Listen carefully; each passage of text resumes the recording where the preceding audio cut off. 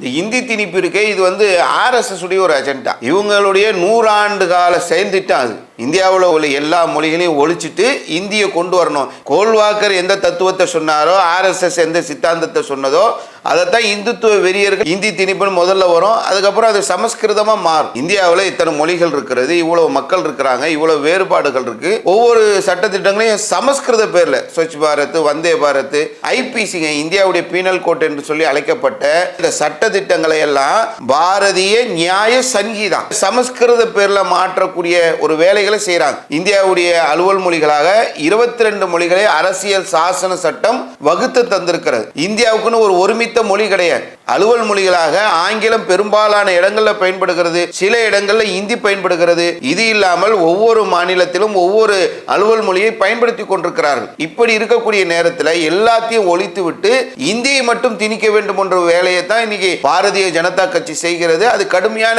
எதிர்ப்புகளை தொடர்ந்து சந்திக்கிறது. ஆங்கிலத்தை படிக்க கூடாது, சமஸ்கிருதத்தை படிக்க வைக்கணும், இந்தியை வைக்கணும். காரணம் சொல்லும் போது இந்தியாவுடைய பண்பாடு ஒரே மாதிரியான பண்பாடா, இந்தியாவுடைய கலாச்சாரம் ஒரே மாதிரி கலாச்சாரமா?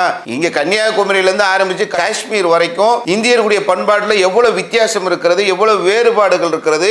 ஒரே மாதிரி இந்தியை மட்டும் படிச்சா எப்படி புரிய முடியும்? ஆங்கிலத்தில் படிச்சா புரிய முடியாதான், இந்தியில படிச்சாதான் புரிய முடியும். அது எப்படி முடியும்?